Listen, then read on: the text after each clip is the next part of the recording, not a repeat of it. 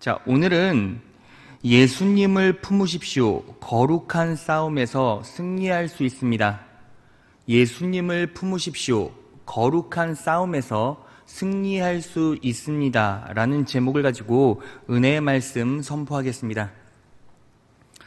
여러분, 우리는 예수님을 믿습니다. 예수님을 믿는 자에게 하나님께서는 성령을 선물로 주십니다.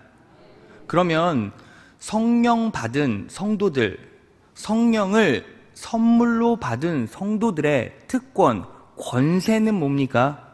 바로 성령님을 모시고 예수님을 품을 수 있다는 겁니다. 자, 그러면 여러분, 예수님을 품는다는 것은 무엇입니까? 자, 이렇게 말할 수 있습니다. 예수님을 품는다는 것은 예수님께서 내 안에 실제로 임재해 계시고 내 삶에서 역사하고 계시다라는 사실을 인지하고 인식하는 거예요.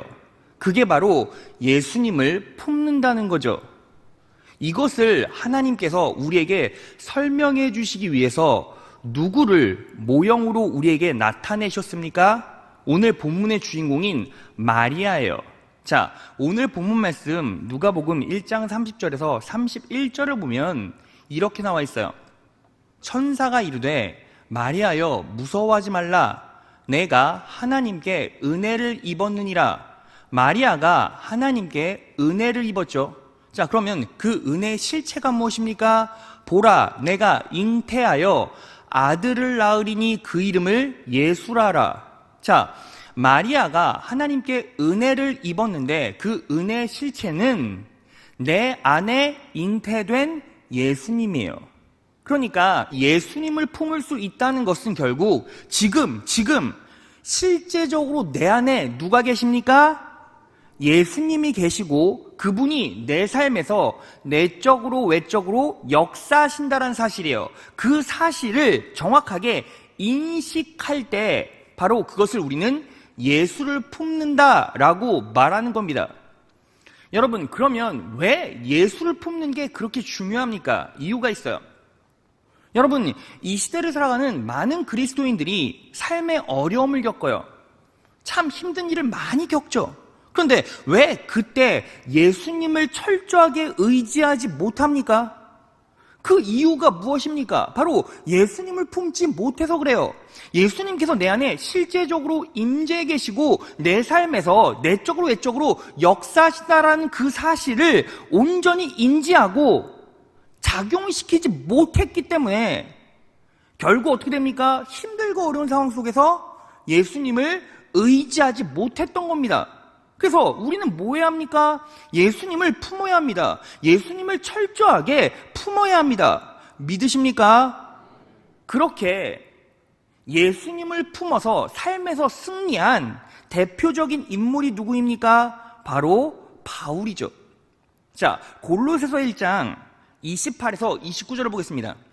우리는 이 그리스도를 전합니다.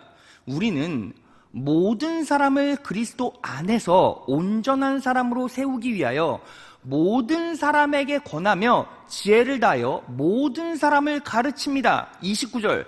이 일을 위하여 나도 내 속에서 능력으로 작용하는 그분의 활력을 따라 수고하며 애쓰고 있습니다. 여러분, 바울은 자기의 사명을 감당할 때 수고하며 애썼습니다. 수고하며 애썼습니다. 그런데 어떤 능력으로 수고하고 애써 자기 사명을 감당했습니까? 내 속에서 능력으로 작용하는 그분의 활력을 따라 내 속에서 능력으로 작용하는 그분의 활력을 따라 애쓰고 수고했대요.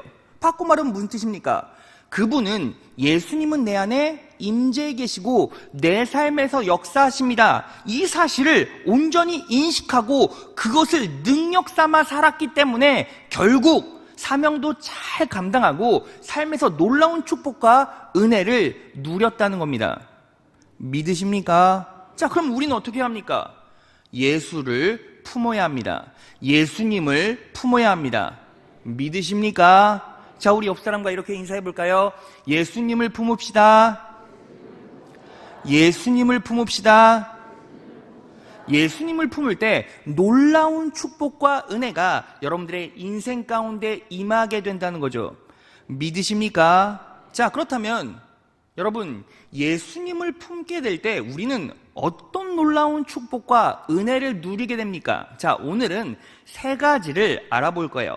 자, 이 세 가지를 정확하게 인식하고 작동시키고 작용시키셔서 오늘 성령 하나님께서 우리에게 예정하시고 예배 놓으신 놀라운 은혜를 누리시는 여러분 되시길 진심으로 축원합니다. 자, 바로 첫째 들어가겠습니다. 첫째, 예수님을 품으면 세상의 그릇된 잣대와 편견도 전부 이겨낼 수 있습니다. 예수님을 품으면 세상의 그릇된 잣대와 편견도 전부 이겨낼 수 있다는 거죠. 여러분, 오늘 본문의 마리아는 예수님을 실제적으로 품고 있었습니다. 여러분, 그런데 예수님을 품고 있었다, 예수님을 잉태했다라는 것은 무엇을 의미합니까? 자, 마리아는요, 육체적인 결합으로 임신했습니까? 아니요, 성령 하나님의 능력으로 예수님을 품을 수 있었어요. 자, 말씀으로 확인해 볼까요? 마태복음 1장 18절이에요. 예수 그리스도의 나심은 이러하니라. 그의 어머니 마리아가 요셉과 약혼하고 동거하기 전에 성령으로 잉태된 것이 나타났더니 라고 나와 있어요. 그러니까 마리아가 예수를 품게 된 것은 인간의 노력, 인간의 방법이 아니라 성령 하나님의 능력이었죠. 믿으십니까? 자, 그런데 그렇게 성령으로 잉태했기 때문에 자연스럽게 세상의 편견과 세상의 선입견에 놓여지게 됐어요. 여러분, 세상 사람들은 마리아를 어떻게 생각했겠습니까? 부정한 자다, 간통녀다, 가증 모욕과 정죄를 했겠죠. 그런데 여러분, 사실은요, 마리아는 부정을 저지른 것이 아니라 성령 하나님의 능력으로 잉태했어요. 여러분, 마리아는요, 어떤 위기에 처해 있었겠습니까? 돌로 맞아 죽을 수밖에 없는 그런 위기에 처해 있었다는 거죠.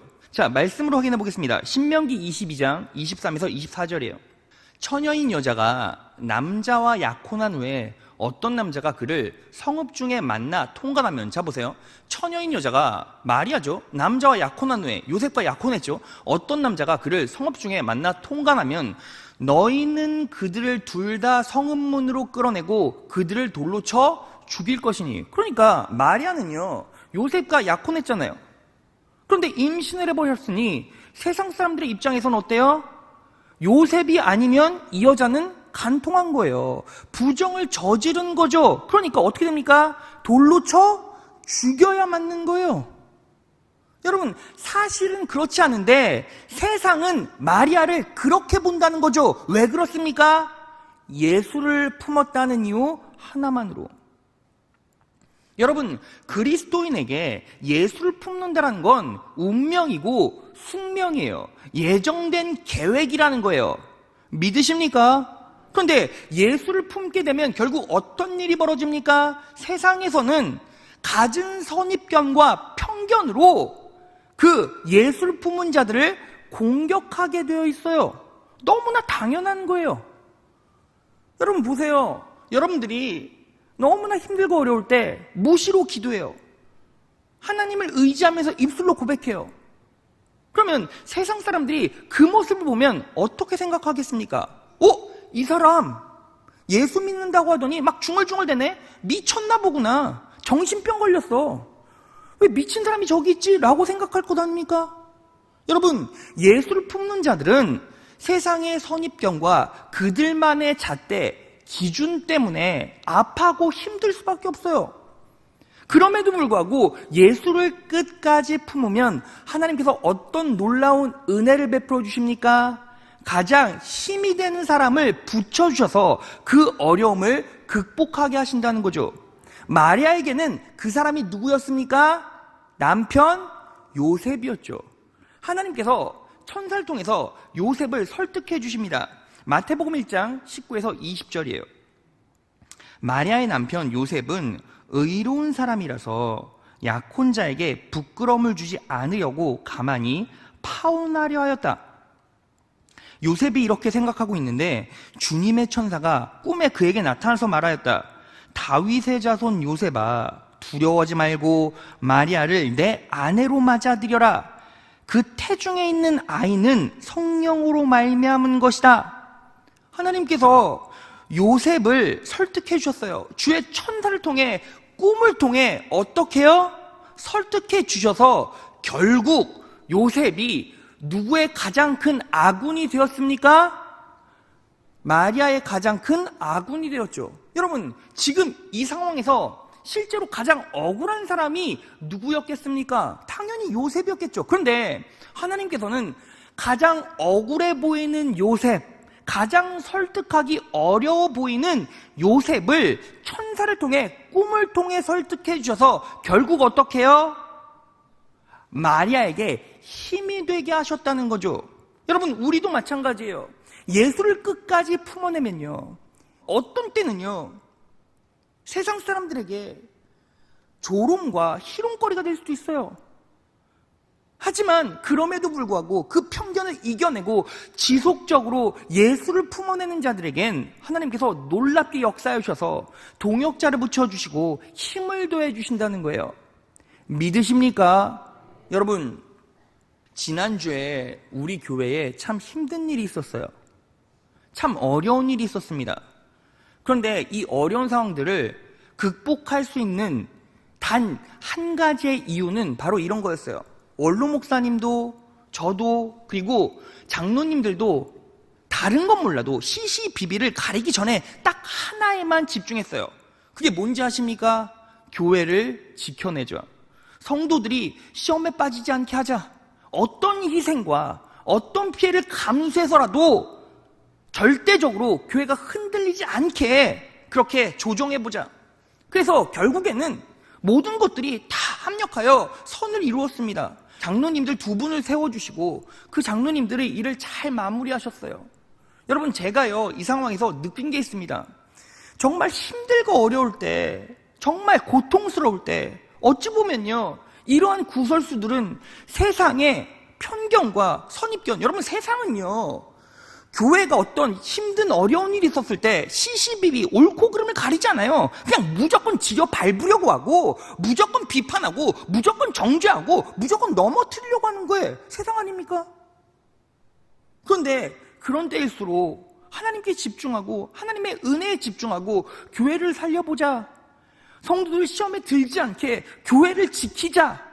근데 그 중심에는 원로 목사님과 저만 있었습니까? 아니요, 그렇지 않아요. 교회를 지키고자 하는 많은 성도님들이 있었고 장로님들이 있었고 권사님들이 있었고 집사님들이 있었고 다구진 기도가 있었고 기도의 눈물이 있었고 교회를 지키고자 하는 열망과 노력이 있었고 열정이 있었고 힘이 있었기에 결국에는 교회는 은혜로 지켜질 수 있었다는 거예요. 여러분, 제가요 그걸 어떻게 절절히 느꼈는지 아십니까? 지난주에 예배를 마치고 집에 들어와서 자고 일어났는데 한 장로님이 전화를 하셨어요, 저한테. 그러면서 저한테 이런 말씀을 하세요. 목사님, 힘드시죠? 괜찮습니다. 목사님, 걱정하지 마세요. 성도들이 원로 목사님이 어떻게 살아오신 거 다 압니다. 그리고 성도들이요 분명히 세상이 어떤 공격을 해도 교회를 지킬 겁니다. 아니, 다른 사람은 몰라도 저부터 교회를 지키겠습니다. 기도하겠습니다. 충성하겠습니다. 더 헌신하겠습니다. 이런 얘기를 하세요. 근데 제가 너무 먹먹한 거예요, 마음이. 장로님 감사합니다. 장로님이 힘이 되어주셔서 분명히 우리 교회는 잘 지켜질 것이고 하나님 나라는 확장될 것이며 부흥될 것입니다. 그렇게 말씀드리고 마무리했는데 또 진짜 놀라운 사실이 뭔지 아십니까? 이거는 제가 장로님께 장로님 짜셨죠? 이렇게 물어봤어요. 딱 전화가 끝나자마자 문자 하나가 딱 왔는데 그 장로님 딸이 되는 집사님이 문자를 남겼어요. 목사님, 힘이 되어드리지 못해서 죄송합니다. 하지만 더 많이 기도하겠습니다. 그렇게 또 문자가 왔어요. 근데 장로님은 모르신대요. 그리고 또 저녁이 됐는데 또 집사님 한 분이 또 문자를 남겨주셨어요. 자, 문자 보여주세요. 제가 읽어드릴게요. 사랑하는 목사님, 이번 일로 얼마나 힘드실까 생각하니 너무 마음이 아픕니다. 문자를 드려야 하는 건지 고민하다 드립니다. 어제 목사님께서 말씀하시는데 제게 왕하 6장 16에서 17절 말씀이 생각났습니다. 아람 왕이 이스라엘 왕과 싸우고자 군사와 말과 병거가 성을 에워쌌어도 하나님께서는 이스라엘을 위해 불말과 불병거가 산에 가득하게 하였듯이 우리 성복교회에 불말과 불병거가 가득하게 둘러있다는 기도가 나왔습니다. 사랑하는 목사님, 이번 일로 흔들려서 떠나는 성도가 있다면 어차피 언젠가 떠날 성도들이 아닐까 싶습니다. 성복교회를 사랑하고 목사님을 사랑하는 알곡 같은 성도들로 더욱 견고하게 다져지고 세워질 것이라고 감히 조심스럽게 말씀드립니다. 성복교회를 사랑하시고 목사님을 사랑하시고 또 저희들을 사랑하시는 주님께서 분명 승리케 하여 주실 줄 믿습니다. 목사님께 이렇게 글을 보낸다는 게 혹시 주제 넘은 건 아닌지 걱정스럽지만 교회와 목사님을 사랑하는 성도의 충성된 마음이라 이해해 주시기를 바라오며 목사님을 위해 열심히 아론과 훌이 되어 기도하겠습니다. 꾸벅. 이 집사님이 이런 문자를 남겨주셨는데 아직 문제가 해결되기 직전이었거든요. 근데 이 문자를 받았는데 그래 예수님의 은혜를 마음에 품고 그분만 철저하게 의지하자. 그러면 나머지는 하나님께서 일하신다. 하나님께서 사람을 붙여주시고 하나님께서 교회를 사랑하는 하나님 나라의 일꾼 성도들을 통해서 역사해 가신다. 하나님께서 지켜주신다 라는 확신이 믿음으로 들어왔어요. 그리고 나서 몇 시간 후에 결국에는 모든 것들이 다 끝났습니다. 여러분, 저는요 다른 것 얘기하고 싶지 않아요. 딱 하나, 여러분 예수님을 품으십시오. 예수님을 품으십시오. 예수님을 품으면 삶을 살다가 어려운 일이 있을 수도 있고 억울한 일을 당할 수도 있어요. 그래도 끝까지 예수님을 품다 보면 하나님께서 어려운 상황 가운데서도 사람을 붙여주시고 방법을 가르쳐주시고 생각나게 하셔서 결국에는 하나님이 원하시는 뜻대로 선하게 계획하시고 인도하신다는 겁니다. 예수님을 품으셔서 세상의 편견과 세상의 그릇된 잣대에서도 굴복하지 않고 끝까지 예수님을 품으셔서 승리의 길 걸어가시는 귀한 자녀 여러분 되시기를 진심으로 축원합니다. 자, 둘째, 예수님을 품으면 내 본성이 가진 욕망에서 벗어날 수 있습니다. 둘째, 예수님을 품으면 내 본성이 가진 욕망에서 벗어날 수 있다는 거예요. 여러분 보세요. 마리아가요 예수님을 품고 있었습니다. 그렇죠? 그러면 마리아의 모습은 바꿔 말하면 어떤 모습입니까? 아이를 품고 있는 엄마, 아이를 임신하고 있는 엄마의 모습이라는 거죠. 그러니까 바꿔 말하면 예수님을 품고 있는 성도는 아이를 임신한 엄마와 같다는 거예요. 자, 그러면 아이를 품은 엄마는 어떤 모습입니까? 정확하게. 여러분, 엄마가 아이를 임신하기 전에는 여자들의 본성, 욕심이 뭐죠? 나를 치장하고 예쁘게 드러내는 거죠. 물론 그게 여자만의 본성입니까? 아니요. 남자들의 본성이죠. 자기를 잘 치장하고 자기를 좋게 드러내고 싶은 마음. 그런 게 인간에게는 누구에게나 있다는 거죠. 그런데 중요한 게 뭐예요? 딱 엄마가 아이를 임신하는 순간 자기를 치장하고 자기를 드러내는 데 집중합니까? 아니요. 아기에게만 집중하죠. 여러분, 제가요 우리 아내를 엄청 따라다녔거든요. 제가 아내를 너무너무나 사랑해서. 그래서 제가 신대원에 입학했을 때 신대원 1학년 때 아내를 만났는데 아내도 그때는 대학원에 다녔어요. 그러니까 볼 시간이 많이 없었어요. 뭐 끼케야 일주일에 한 번 만나도 뭐 20-30분 만나는 게 고작이었죠. 근데 제가요 아내를 만나러 아내 집으로 가면 전화를 해요. 지금 한 20-30분밖에 볼 수가 없고 그리고 나도 내일을 준비해야 되니까 잠깐 보자 하면 아내가 5분만 기다리라는 거예요. 5분만. 그래서 딱 시간 보고 5분만 기다려야지 했는데 5분 있다 나왔게요, 안 나왔게요? 안 나오죠. 다 해보셨구나. 5분 안에 나오질 30분, 제가 30분 만난다고 했는데 30분 뒤에 나와요. 그래서 왜 그러나 싶어 봤더니 그 짧은 시간 만난다는데 열심히 화장하고 예쁜 옷 다 갈아입고 외출 모드로 나오는 거예요. 그래서 뭐 하는 짓이냐, 나 이거 잠깐 만나고 가야 되는데. 근데 뭐예요? 여자의 본능은 예쁘게 보이고 싶은 거예요. 누구에게? 마음에 품고 있는 사람에게, 마음에 품고 있는 그 사람에게. 여러분, 마찬가지예요. 마찬가지라고요. 여러분, 예수를 품고 있는 자들은 예수님께 집중할 수밖에 없기 때문에 세상을 향해 치장하거나 세상에 드러내는 걸 원하질 않아요. 임신한 엄마들이 어때요? 임신한 엄마들이 뭐 장 보러 갈 때 풀 메이크업하고 예쁜 옷 입고 갑니까? 아니요. 한여름에 보면 화장도 안 하고 머리도 부스스하게 하고 그리고 스레빠 찍찍 끌고 다녀요. 그런데 사람들이 어휴 저 엄마 왜 이렇게 왜 행색이 이렇게 남루하고 왜 이렇게 지저분하게 머리도 안 감았어 그럽니까?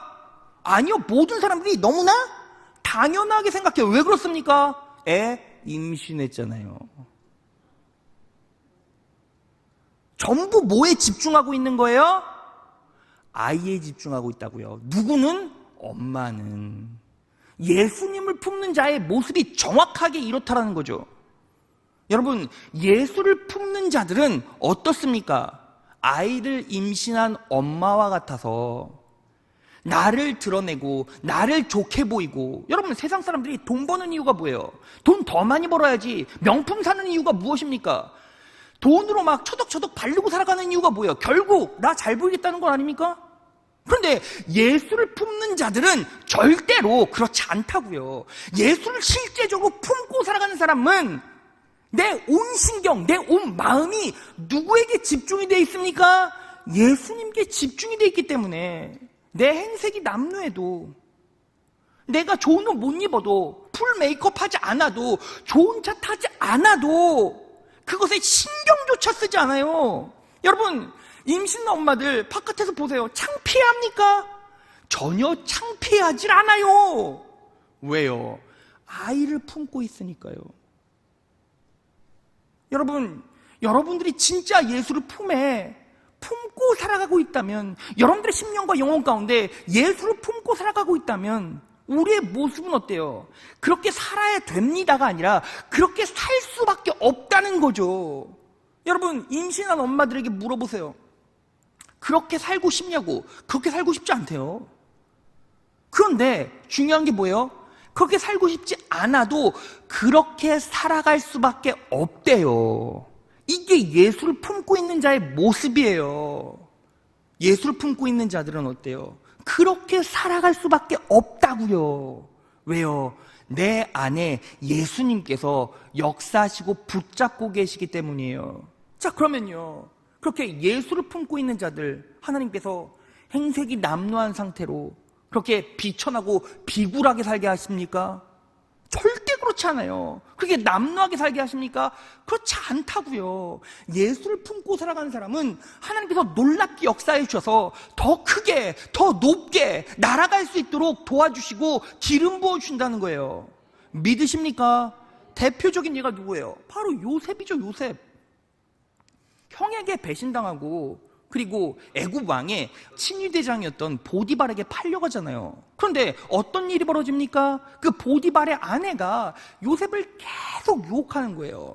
여러분, 창세기에는 정확하게 나와 있지 않지만 신현서라는 책에 보면 이 신현서는 주전 1세기에 집필된 책이에요. 그런데 정경으로 인정받지는 않지만 외경으로서의 가치가 있어요. 이 신현서의 39장 8절에서 9절에 보면 요셉에 대한 이야기가 나와요. 이렇게 나와 있습니다. 보디발의 아내는 1년 동안이나 요셉을 껴안고 매달려서 함께 동침하려고 했다. 심지어 집에 문을 걸어 잠그고 그에게 매달렸다라고 나와 있어요. 여러분, 1년 동안이나 요셉을 유혹했다는 게 무슨 뜻인지 아십니까? 요셉의 본성을 자극했다는 거예요. 요셉의 본성. 여러분, 요셉은 남자 아닙니까? 남자가 가진 가장 큰 특징 중에 뭐예요? 식욕. 수면욕, 성욕 아닙니까? 근데 계속 아내가 1년 동안이나 유혹했대요. 여러분, 1년 동안에 유혹했다는 건 무슨 뜻입니까? 보디발이요, 애굽 왕궁으로 출근한 동안 뭐 했다는 거예요? 매일 유혹했다는 거예요. 매일 유혹했다고요. 근데 요셉은요, 왜 넘어가지 않았습니까? 만약에 그 보디발의 아내와 동침했으면 부경화 다 누릴 수도 있었을 텐데요. 뒷구멍으로 찔러주는 돈으로 호의호식할 수도 있었을 텐데요. 그런데 요셉은 무엇을 정확하게 인식하고 있습니까? 인식하고 있었어요. 하나님께서 나와 동행해 주시며 이 자리 임재해 계시고 내가 하는 것을 보고 계시다. 하나님의 임재를 정확하게 인지하고 있었던 거죠. 여러분, 말씀을 확인해 볼까요? 창세기 39장 9절이에요. 이 집에는 나만한 고난을 가진 사람이 없습니다. 주인은 나에게 아무것도 금하지 않았지만 당신만은 금하셨습니다. 이것은 당신이 그의 아내이기 때문입니다. 다 같이 읽겠습니다. 시작. 그런데 내가 어떻게 감히 이런 악한 짓을 하여 하나님께 범죄할 수 있겠습니까? 여러분 보세요. 어떻게 감히 이런 악한 짓을 하여 보디발에게 범죄할 수 있겠습니까? 라고 말하지 않은 것에 우린 주목해 봐야 돼요. 여러분, 요셉은요, 보디발을 향한 신의를 지키기 위해서 죄를 범하지 않은 것이 아니에요. 요셉은 결국 누구의 임재를 정확하게 인식하고 있었어요? 하나님의 임재, 하나님이 보고 계시다. 하나님께서 내 삶에 역사하고 계시고 나와 동행하고 계신다. 내가 보는 것을 하나님이 보고 계시고 내가 겪는 것을 하나님께서 철저히 겪고 계신다 라는 이 신전의식을 정확하게 가지고 있었기 때문에 결국 뭐예요? 유혹에 넘어가지 않았다고요. 그리고 나서 어떻게 되었습니까? 감옥에 갇히게 되었죠. 자, 그러면 감옥에 갇히면 이제 그 유혹이 끝났습니까? 여러분, 우리 정경 창세기에는 나오지가 않지만, 자, 제가 외경을 하나 또 소개해 드릴게요. 12족장에 유언이라는 외경이 있는데 이 중 요셉의 고백을 보면 이렇게 나와 있어요. 그 이집트 여인이 얼마나 나를 자주 죽이겠다고 위협했는가. 그녀는 얼마나 자주 나를 벌했고 나를 불러서 협박했던가. 내가 그녀와 동침하는 걸 거부했을 때 그녀는 내 말대로만 하면 너는 나의 주인이 될 것이며 내 집의 모든 것의 주인이 될 것이다. 내가 감옥에 갇힌 후에도 그녀는 내게 사람을 보내서 내 욕구를 채워주겠다고 동의하면 너를 감옥에서 풀어주고 흑암에서 구해주겠다고 말했다. 나는 마음으로조차 그녀를 범하지 않았다. 다 같이 읽겠습니다. 시작. 주님께서 나를 그녀의 유혹에서 보호해 주셨기 때문이다. 여러분, 마음으로도 죄짓지 않았대요. 왜요? 주님께서 나를 그녀의 유혹에서 보호해 주셨기 때문이다. 여러분 보세요. 요셉은요, 하나님의 임재를 정확하게 인지하고 인식하고 있었죠. 그 인식이 인식으로 끝난 게 아니라 삶에 적용시켰죠. 삶에 작용시켰죠. 그랬더니 하나님께서 요셉을 끝까지 보호해 주셨다고요. 창세기 39장 21에서 23절이에요. 주님께서 그와 함께 계시면서 돌보아 주시고 그를 한결같이 뭐 하셔서요? 사랑하셔서. 예수님을 품어내면 예수님께서 한결같이 여러분들을 사랑해 주십니다. 믿으십니까?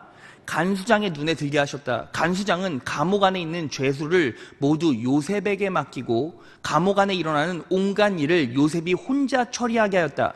23절 다 같이 읽겠습니다. 시작. 간수장은 요셉에게 모든 일을 맡기고 아무것도 간섭하지 않았다. 그렇게 된 것은 주님께서 요셉과 함께 계시기 때문이며 주님께서 요셉을 돌보셔서 그가 하는 일은 무엇이나 다 잘되게 해주셨기 때문이다. 여러분, 그렇게 된 것은 주님께서 요셉과 함께 계시기 때문이며 주님께서 요셉을 돌보셔서 그가 하는 일은 무엇이나 다 잘되게 해주셨기 때문이다. 이 부분을 개역 한글 성경에 보면 여호와께서 그의 범사에 형통케 하셨더라. 여호와께서 그의 범사에 형통케 하셨더라 라고 바뀌어 나와 있어요. 그러니까 결국 형통은 무엇입니까? 하나님께서 요셉과 함께 하시고 요셉을 돌보시고 요셉이 하는 일은 무엇이나 잘되게 해주신다. 이게 뭐예요? 성경이 말하는 형통이라는 거예요. 믿으십니까? 여러분, 결국 형통할 수 있는 단 한 가지 유일한 방법은 뭐예요? 예수님을 품으십시오. 예수님을 품으십시오. 예수님께서 여러분들을 한결같이 사랑하시고 여러분과 함께 하시며 여러분들을 돌보시고 여러분들의 일을 주뜻 안에서 잘되게 역사해 가십니다. 믿으십니까? 그렇게 예수님을 품으셔서 요셉과 같은 형통을 누리시는 귀한 성복의 자녀 되시길 진심으로 축원합니다. 자, 마지막 셋째. 예수님을 품으면 내 영혼과 육신의 치명적인 질병과 중독에서 벗어날 수 있습니다. 예수님을 품으면 내 영혼과 육신의 치명적인 질병과 중독에서 벗어날 수 있다는 거죠. 여러분, 예수님을 품는다는 것, 이것은 어떤 모습과 치환할 수 있다고 했죠? 아이를 임신한 엄마의 모습으로 바꿔 설명할 수 있다고 했죠. 여러분, 아이를 임신한 엄마의 특징이 뭐예요? 자기가 먹고 싶은 거 다 먹지 못해요. 왠지 아십니까? 아이 때문에요. 여러분, 예수를 품고 있는 자들의 특징이 무엇입니까? 여러분, 예수를 품고 있는 자들은 무엇을 먹지 않아요? 거룩하지 못한 것들을 먹지 않아요. 그냥 쉽게 말하면 술, 담배 하지 않는다는 거예요. 왜 그렇습니까? 내가 술, 담배 먹지 말아야지 이게 아니라 예수를 품고 있는 자는 예수 때문에 먹을 수가 없는 거예요. 여러분, 그래서요, 제가 정확하게 말씀드릴게요. 술 먹습니다. 담배 핍니다. 약에 중독됐습니다. 어떤 성적인 유혹에서 벗어나지 못합니다. 음란함의 중독 때문에 절대로 그 안에서 벗어나지 못합니다. 이런 분들이 있어요. 그럼 그 사람들의 특징이 뭐예요? 정확하게 예수를 품고 있지 못하다는 거죠. 그렇지 않습니까? 여러분, 제가요, 그분들이 구원받았다, 구원받지 못했다 얘기하고 싶지 않아요. 왜요? 하나님께서 역사하시면 중독을 끊어내고 결국에는 예수 믿어 천국 가게 만들어주시겠죠. 그런데 제가 말하고 싶은 팩트는 지금 이 순간 그 사람은 그 안에 예수가 없다는 거예요. 정확하지 않습니까? 여러분, 어떤 목사가 이런 말을 해요. 술 먹어도 천국 가고 담배 펴도 천국 가고 잠깐 실수하고 음란의 영에 빠져서 음란에 중독돼도 예수 믿으면 천국 가면 아니에요. 왜 그런지 아십니까? 아니라고요. 왜 그런지 아십니까? 정확하게 말하고 있어요. 예수를 품고 있는 자는 아이를 품고 있는 엄마와 같다고요. 그 엄마들이요, 여러분, 엄마들은요, 임신하면요, 커피도 제대로 못 마셔요. 커피도 못 마신다고요. 왜요? 아이 다칠까봐, 아이에게 영향 끼칠까봐. 여러분, 임신한 엄마들이 가끔 가서 술 먹고 담배 피고 막 거룩하지 못한 짓들 많이 하죠. 그런데 그 엄마들은 어떤 엄마인지 아십니까? 내가 아이를 품고 있다는 것을 망각한 사람이죠. 정확해요. 여러분, 성경은 거짓말하지 않아요. 자꾸 흐리거나 본질을 훼손하려고 하지 마십시오. 여러분, 정확해요. 무엇이 정확합니까? 예수를 품고 있는 자는 거룩하지 못한 것들을 자연스럽게 끊어낼 수밖에 없어요. 왜? 모든 신경이 예수님께 집중되어 있기 때문에. 그러니까 여러분, 정확하게 인식하십시오. 우리 성복교회만은 정확하게 해석해내십시오. 알코올 중독에 빠졌습니까? 담배 못 끊습니까? 거룩하지 못한 행동합니까? 음란에 중독되었습니까? 정확하게 말하면 그 사람은 예수를 품고 있지 못하는 거예요.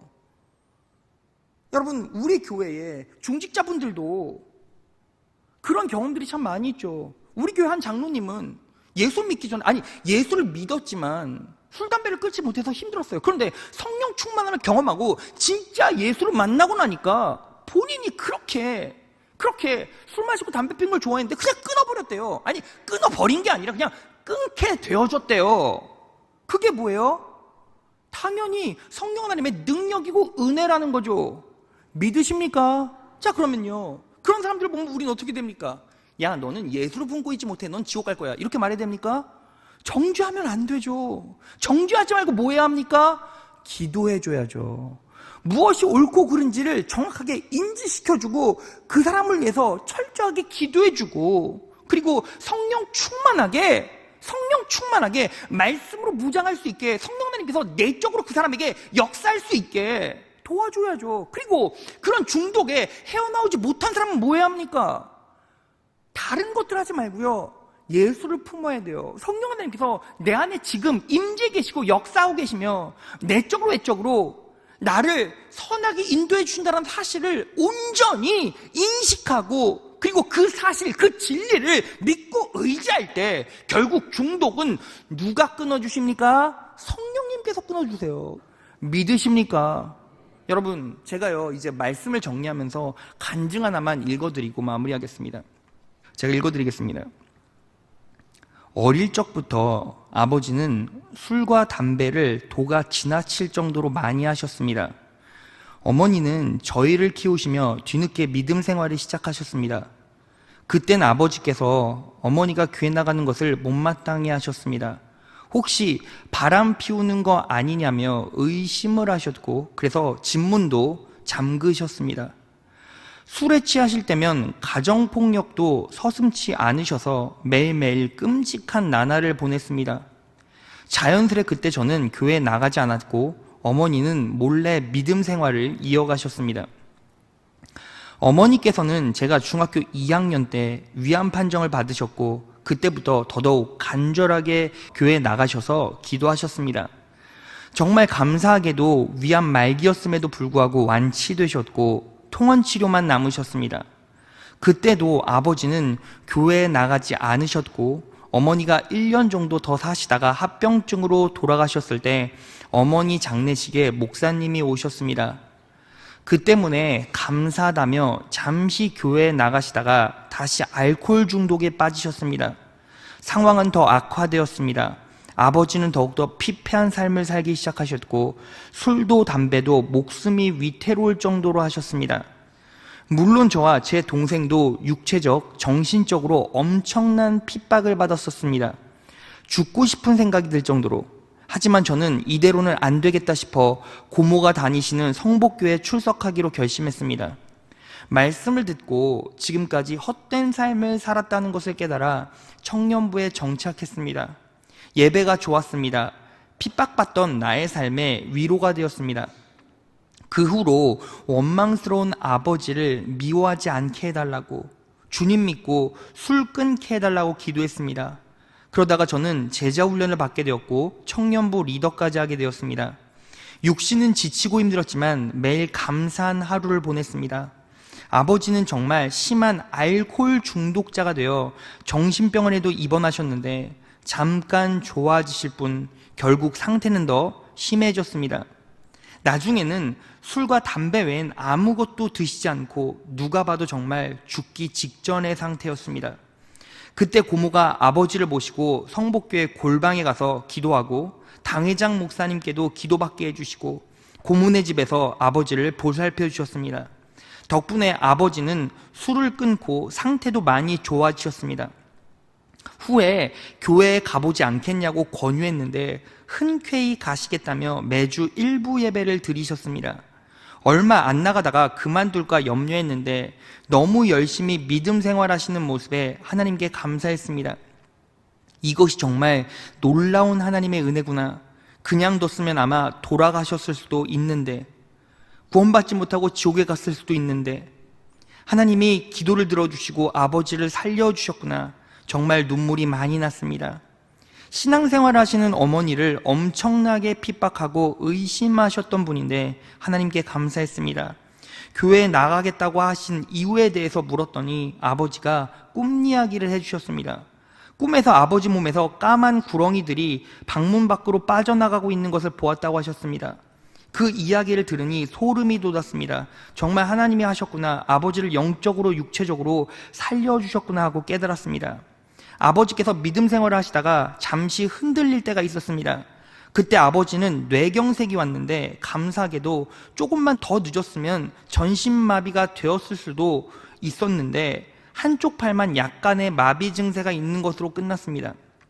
치료도 열심히 받으셔서 지금은 손녀를 안으실 수 있을 정도로 좋아지셨습니다. 또 제가 결혼 후 아버지가 세상 가운데 무너지려고 할 때쯤 심근경색이 왔습니다. 그때 하나님께서 저를 아버지한테 보내주셔서 감사하게도 아버지가 살 수 있었습니다. 의사 선생님께서 5분만 늦었어도 아버지는 돌아가셨다고 말씀하셔서 충격이었습니다. 아버지한테 가기로 했는데 그날따라 몸이 힘들어서 집에 가서 쉬고 싶었습니다. 그런데 왜인지 꼭 가야 될 것 같아 아버지를 뵈러 갔는데 숨이 잘 안 쉬어진다고 하셔서 급하게 대학병원 응급실로 간 것입니다. 또 한 번 아버지를 살려주셔서 하나님께 감사했습니다. 아버지는 이렇게 몇 번의 생명의 고비가 있은 후 누구보다도 더 열정적으로 믿음 생활을 하기 시작하셨고, 지금은 뒤늦게 제자 훈련도 마치시고 하나님을 사랑하시며 제 동생과 신랑의 구원에 힘쓰고 계십니다.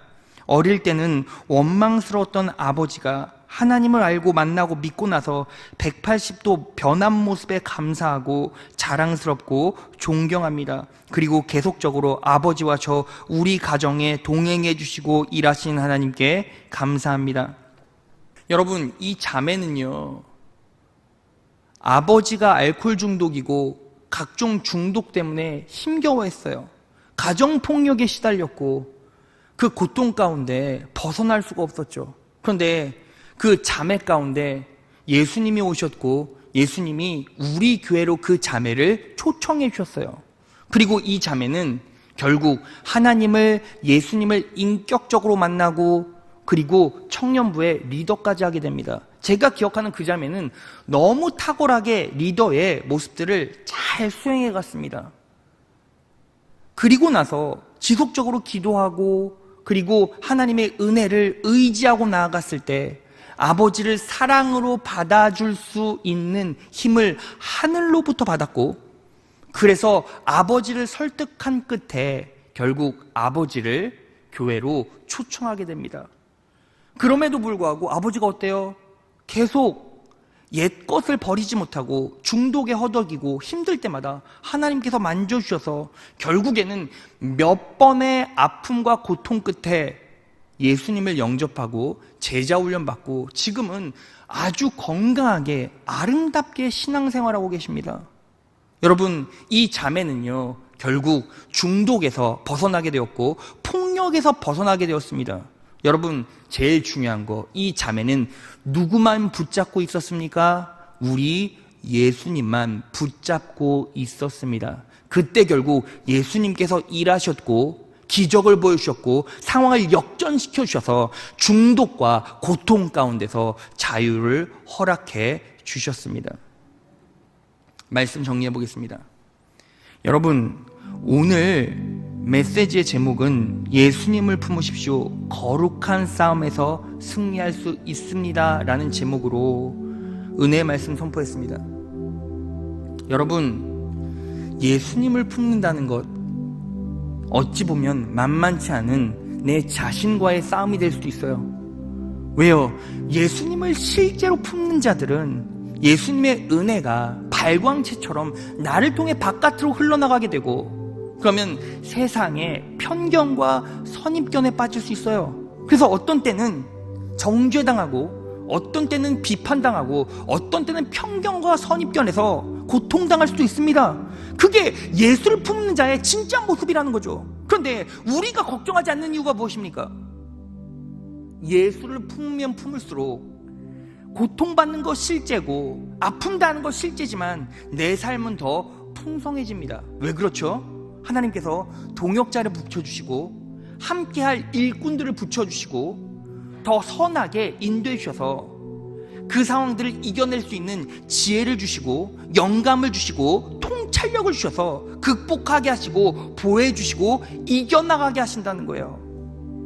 그러니까 우리는 뭐 해야 합니까? 세상의 편견과 시련에 맞선다 할지라도 우리는 끝까지 예수를 품어내야죠. 예수를 품어내야죠. 예수님께서 내 안에 임재해 계시고 그분이 내 삶에서 은혜로 역사하고 계신다는 그 사실을 매 순간 인식하고 그리스도인으로서 향기를 뿜어내고 빛을 뿜어낼 때 세상에 어려움이 있다 할지라도 결국 하나님께서 일하시고 극복하게 하십니다.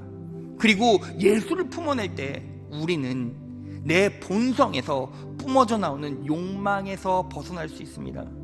예수를 품는다는 것은 아기를 임신한 엄마와 같아서 내 욕망대로 반응하지도 못하게 되고 그리고 거룩하지 못한 것들을 먹거나 만지지도 못하게 됩니다. 우리가 그렇게 하지 말아야지, 그렇게 하지 말아야지가 아니라 예수를 품어내는 자들은 결국 하나님께서 그렇게 역사해 주시고 보호해 주셔서 만지지 못하게 하시고 먹지 못하게 하시고 철저하게 보호해 주셔서 거룩한 성도로 천국까지 인도해 가신다는 거예요. 그 안에는 놀라운 치유의 능력이 있고 그 안에는 놀라운 회복의 능력이 있고 어떤 중독이나 어떤 질병에도 이겨낼 수 있는 놀라운 능력이 그 성도 가운데 임하게 됩니다. 여러분, 그것들을 온전히 기억하고 우린 뭐 해야 합니까? 2021년 한 해 동안 나는 얼마나 예수를 품어냈는지를 점검해 봐야 합니다. 그리고 우리는 어떻게 살아야 합니까? 내년부터는, 아니 지금 이 시간 이 순간부터는 기도로 결단하십시오. 지금 이 시간 이 순간부터 예수를 품겠습니다. 예수를 내 안에 가두어 놓겠습니다. 예수님의 놀라운 애를 내 안에 가두어 놓겠습니다. 그래서 중독에서 벗어나기 원합니다. 질병에서 벗어나기 원합니다. 진리 안에서 온전한 자유를 누리고 그분의 선하심 속에서 이제는 형통의 길로 나아가기를 원합니다. 하나님께 결단하시고 작정하셔야죠. 그리고 매 순간 내가 말할 때나 내가 먹을 때나 내가 바라볼 때나 내가 내 인생길을 걸어갈 때 매 순간 지금 예수님께서 내 안에서 역사하고 계심을 인지하고 인식하고 의지하십시오. 그 은혜를 붙잡고 살아갈 때 요셉처럼 시련이 있다 할지라도 결국은 형통의 길을 걷게 될 것입니다. 오늘 이 말씀을 마음 가운데 중심 가운데 잘 새겨 넣으셔서 어떤 상황 가운데서도 그분의 임재와 능력을 의지하여 남은 삶도 승리의 길 걸어가시는 귀한 성복교의 자녀 되시기를 진심으로 축원합니다.